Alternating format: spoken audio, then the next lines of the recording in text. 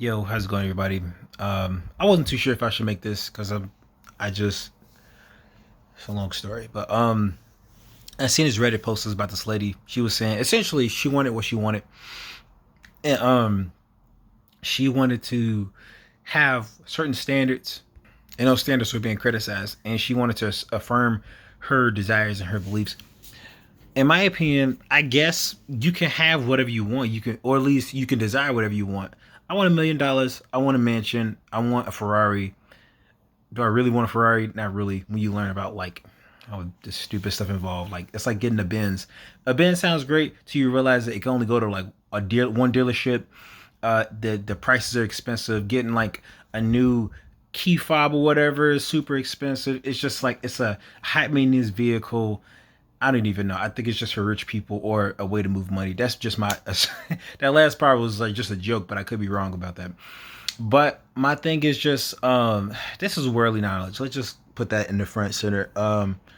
When somebody wants something, I do think if we want to count it for the worldly knowledge, um, and I'll get to the godly knowledge in a little bit, but worldly knowledge says, okay, you want this man, this is what these men want. Because how could you, it's one thing to want something, it's one thing to say I want a model chick, I want a model, I want a this that, and the third, but we got to look on the other side. What do they want, right?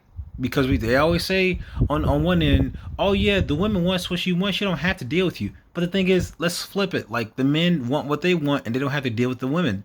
Just because a woman might just want a nice educated, nice guy, whatever you want to call him, doesn't mean he has to settle for her. And I hate the idea of settling because it's kind of relative, depending on like your age, whatever, just a bunch of factors.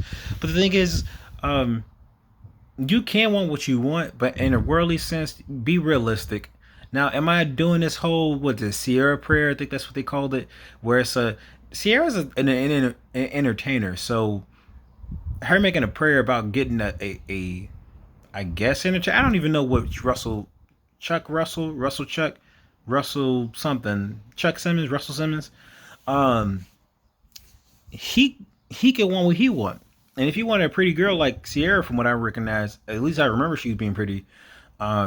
He can get her because okay, that I want to say that's an anomaly, but like I don't know, man. I don't know if that's an anomaly.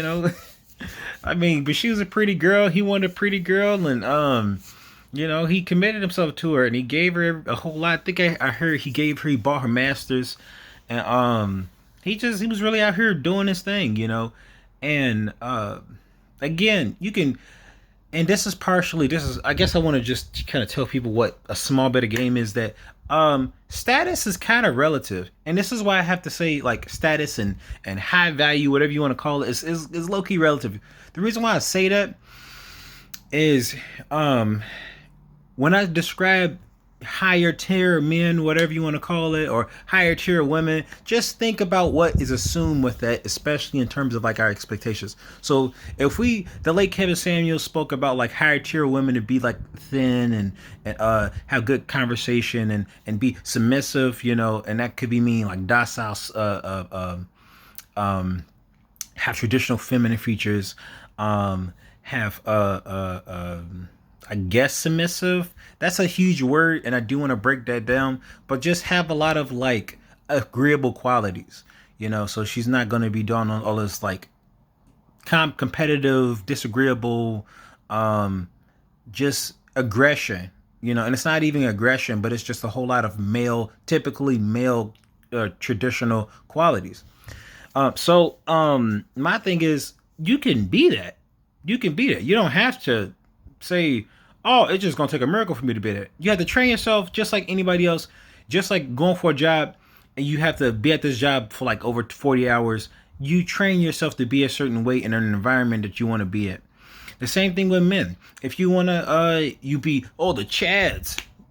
Work out. Learn how to set your boundaries and say no. Will you be like some of these dudes who were trained in the military? Even they had to be conditioned. They had to have their drill sergeants or drill sergeants. I know some army dudes gonna cut me up for this one, but No, I'm kidding. But I don't. What do they call them? I can't remember what they call them. But pretty much those fellas in um, basic training, they break them down. They intentionally break these civilians down. They stress them out, and then they build them back up. You know, and some people can handle it, some people can't. But they're building soldiers. You know, they're building some hardened soldiers who can look at wildebeest in the eye and say, "All right, let's do what we got to do." And sorry, there go my cleverness. But yeah, like, you think these people just snapped their fingers and they became that? No, like, it took a lot of effort, a lot of training, a lot of repetitive movements, a lot of intentional learning. So, and that's the same thing goes for the gym. You continue to work out, you work at your own pace too. I have to tell people, I got to tell myself this, I have to tell people this: you don't have to keep pushing yourself extra hard. You know, if you want to consider going to the gym, don't go extra hard. Sometimes just going to the gym mentally matters a lot. You know, you could just be there and you just like, okay, I succeeded in this.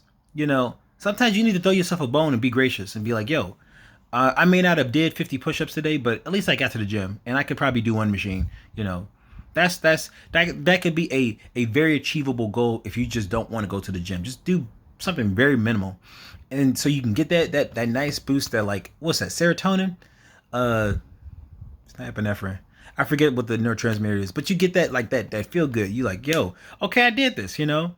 And that's it made me think about Tony Robbins. I just discovered Tony Robbins maybe like some years ago, and I was like, yo, this dude's amazing. Like, he's like Superman. And one of the things he did was like do like the little Superman pose. You put your hand on your whip, on your waist. My mistake. On your waist, and then you do that for about 20 seconds a day. And he says he boosted your testosterone by like 20%, I believe, or 40%.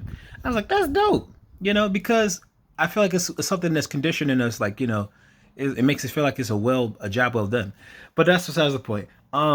So what I how I feel is that, like for instance, with these trophy wives, do you think these trophy wives just out here just whatever?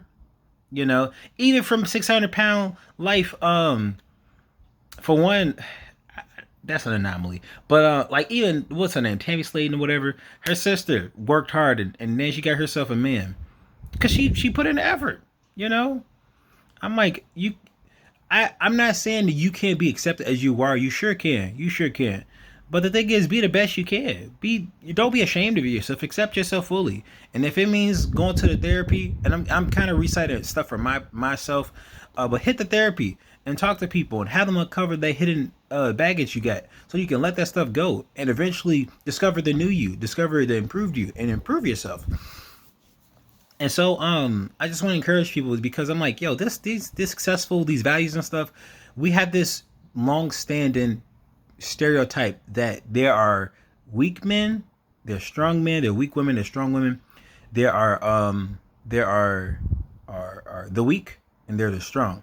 Now, mind you, it reminds me of Armor Core. This commenter. I wish I could remember the name, but he had this whole story. He made this narration, and it's pretty much like he made a narration of an older pilot riding these little mechs, and he was talking to a younger pilot. And he was pretty much breaking it down, whereas like it was these wolves, they fight on this mountain. Again, forget this dude's name. I wish I could remember it. But essentially, what happened was that the wolf, there's two wolves, and one of them is super hungry, and the wolf at the top is getting all the food, and so he keeps fighting, he keeps fighting, he loses a lot, but then eventually he usurps the top wolf. And so the thing is, the top wolf, the new top wolf, is enjoying his spoils. You know, he won. You know, okay, but the thing is, he stopped getting hungry. You know, because he was very well off. So the thing is, from what I understand, at the end of it, that wolf lost his edge because he stopped having ambition. He stopped pressing forward, and eventually, I think that wolf lost. And essentially, like, that's kind of the same idea, is that like these whole, okay, sorry, I was like going there like, what's that feeling on those? Yeah, it depends on like how much drive you want to put in, like how much work you want to put in. Because I know, because when you hear people, they say, what's your secret? I mean, a lot of it just has to do with work. You know, you don't have. And here's what I want to say: like, if you're gonna be, and I've said this in another videos, if you're gonna be kind of like a small time guy, and you have ambition, um, what the heck, Charles the Bronx. Sorry, maybe think of this dude named Charles the Bronx. He was like he's a not a military, he's an MMA fighter. He was a champion, and he was called an underdog, and he was called he just people thought wasn't gonna really do anything. He showed them wrong, and he kept pressing in, and all of his doubters, uh, he took out his doubters. So, as I understand, his doubters finally seen his drive and his motivation because he didn't give up. He kept pressing in, and he eventually showed them up. Eventually, he won. So I want to encourage people: have a good ambition, have a big ambition. Am I saying like let that ambition be your life, run your life? No, there's far more important things than a life ambition. But I am saying have a purpose for your life, and really really have some toil in your hands. Forgive me, not toil in your hands. Have pride in your work, but also keep pushing yourself. Work at your own pace, but also know you can do so much. You can do so much. And so, I had another thought, but I don't want to ruin the message. Just know you're stronger than you think. Know that people, regardless of what they say, they're not you. And just know success is there for the taking. And you just need to learn how to be competent. Ask for help. Learn to learn. Seek help. I feel like that's kind of it, but just like be humble, know where you are and know you can be. Don't feel bad if somebody's over you. Just do the best you can. Play on your strengths, and be humble to learn. Be willing to learn, and decide what you want. Okay.